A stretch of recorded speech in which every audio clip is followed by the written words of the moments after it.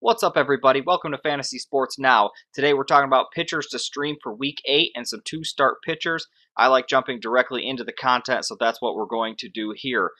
Before we do that, I just always like to show Week 7, who we recommended. I'm not going to talk about this for too long, but I like to show our successes and our failures, just so you guys know that we're not just throwing names at a dartboard and hoping for the best here. We're looking for guys who can get us wins, get us some Ks, not have blow-ups. These are guys on waiver wires all across the world here.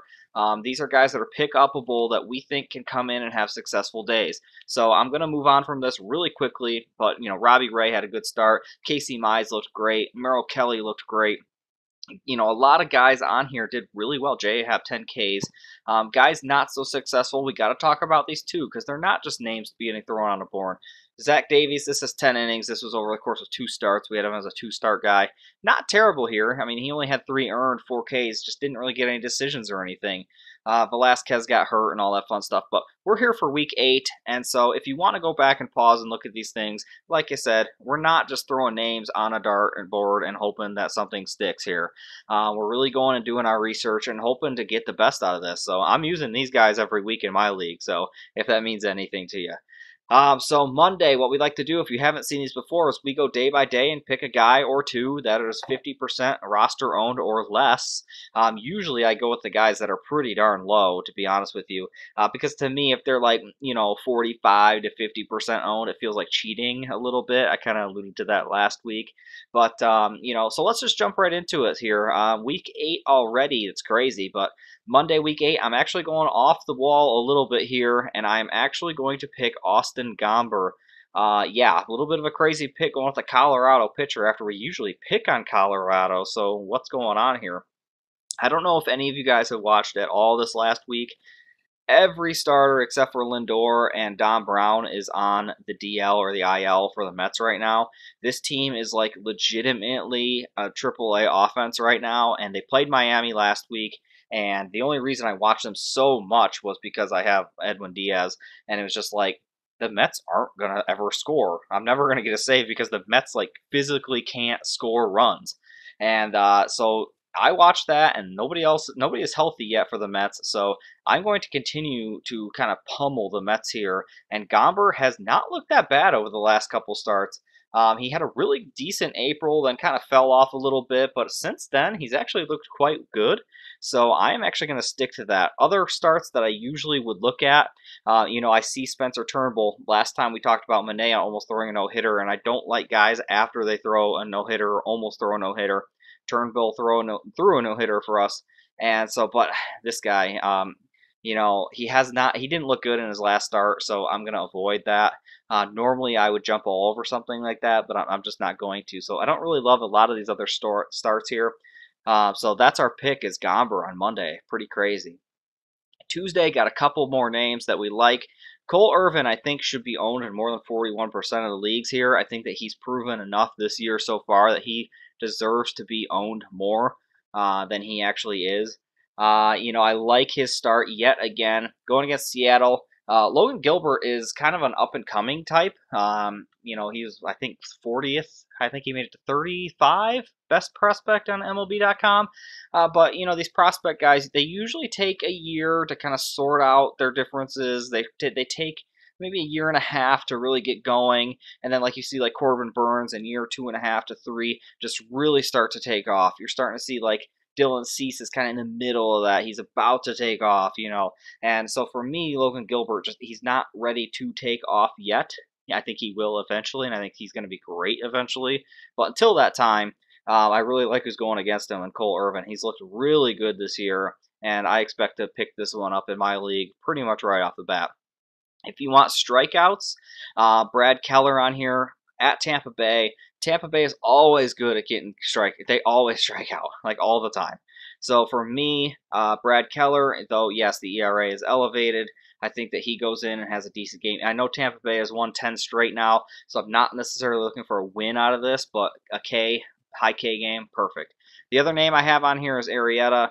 I only like this because that's Pittsburgh. He himself has looked okay at times. He's a bit of a roller coaster, but I think that at Pittsburgh, he's not likely to get blown up. spent a lot of time on Tuesday, so let's nail Wednesday down really quickly. Going with Griffin Canning.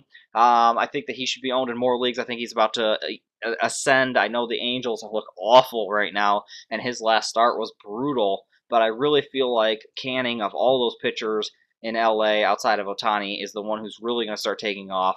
And hopefully he can do it this time against Texas. Texas is not that bad of a hitting team, but I do like this start for Canning. The other one I have is Merrill Kelly again, kind of going back to that well.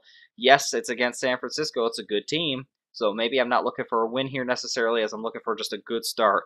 Merrill Kelly is like a quality start machine right now, and so that's what I expect to get out of him, is a quality start against San Francisco. He might not get this win. Cueto's been a little hit and miss since his return, so we'll see. But those are my names for Wednesday. Better pace there, so let's get on to Thursday right away here. Normally I'd say Montgomery here, and it feels like cheating, but I'm actually not going here, even though my pick also kind of feels like cheating. I'm going with Brady Singer, again, with that Tampa Bay factor with the strikeouts. He's looked really good.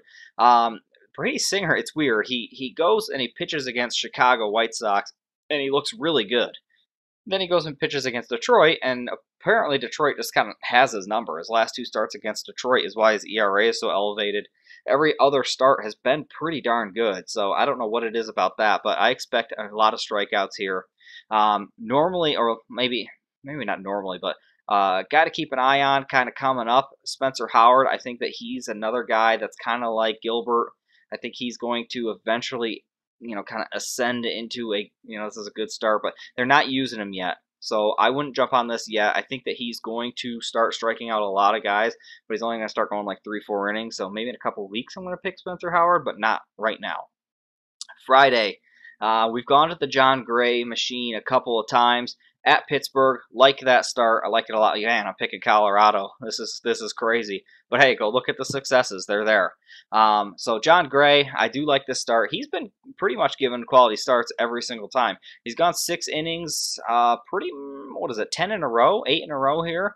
And all except for 2 starts this year, he's gone 6 innings. So it's kind of an under-the-radar kind of guy here. You can kind of see his stats here. And under the radar, not really. It's just that he plays for Colorado, and people don't like that. But for this case, this is a good start.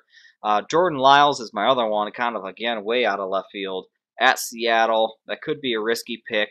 Seattle's got the top, basically, Mitch Haniger, Kyle Seager. If they're hitting, then this could be a bad start. And if they're not, it could be a great start for Lyles. Last 2 starts, he went 6 strong, and he's looked pretty good. And so that's my guy here. Moving on to Saturday, trying to bust through this because I don't want to make these too long for you guys. Adam Wainwright's my pick, though I will say he just went tonight and he absolutely dominated. He went, the game's not over yet. He went 7.5. He's at 7.5, almost 8. And they're probably going to take him out in just a minute here. But he looked absolutely dominant, and I like this start at Arizona. Nothing to dislike about this, so I expect him to have another good start, just like he did. He keeps having these games. He's going 8-9 innings, guys. Like, he looks awesome. Jameson Taillon, I think that this is a good start as well at Detroit. Again, I'm going to pick on the Turnbull here. Despite even if he's back and pitching well, I don't expect him to throw more no-hitters or anything like that. I just like the Yankees at Detroit matchup, and Taillon's the one who's pitching. So if I'm looking for wins or Ks, this is where I'm heading. Yeah, he might give up a few, but that's all right.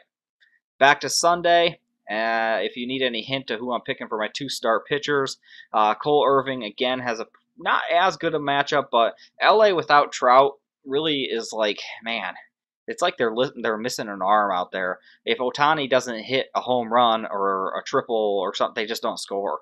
Rendon looks lost right now. Maybe in a week they can kind of sort this out. But man, and Dylan Bundy looks even worse. I thought this last start, he's coming out, he's pitching against the A's. I thought that he'd kind of at least keep them at bay, but no, not at all. So to me, Bundy has not looked right. LA does not look right, and Cole Irvin is going to benefit from that. The only other name I had on here is maybe Steve Matz. Yeah, he's owning 50% of leagues basically.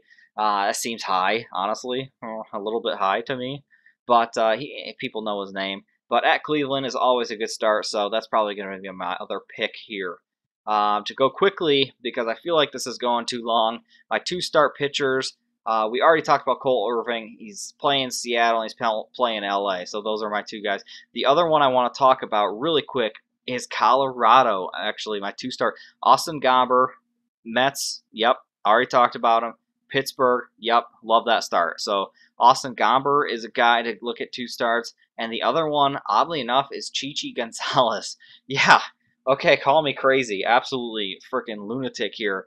Chichi Gonzalez, he is also going against DeGrom in this game, and DeGrom is going to absolutely dominate. But I said it once, I said it again. The Mets are brutal offensively. So take a DeGrom game where they don't score anyway, and then magnify that with a AAA offense. I think that he pitches at least decently enough. He might not win, but he's going to pitch decent. And then he's going to Pittsburgh again. Like, these are great matchups right now for Colorado. I expect Colorado, honestly, they're going to win 5-6 games next week. I really believe that. I think that that's great. So those are my guys. Hope this didn't go too long.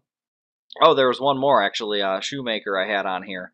As well as like a maybe. It was a big question mark before I end this thing. Baltimore and Kansas City, these aren't horrible starts. He's going to be available in pretty much every league. So it's a bit of a risk there. I have him as a massive question mark. Do I like these matchups? I do like the matchups. So that's it, guys. Hope you enjoy. I'm having fun doing this, and we'll see you next time.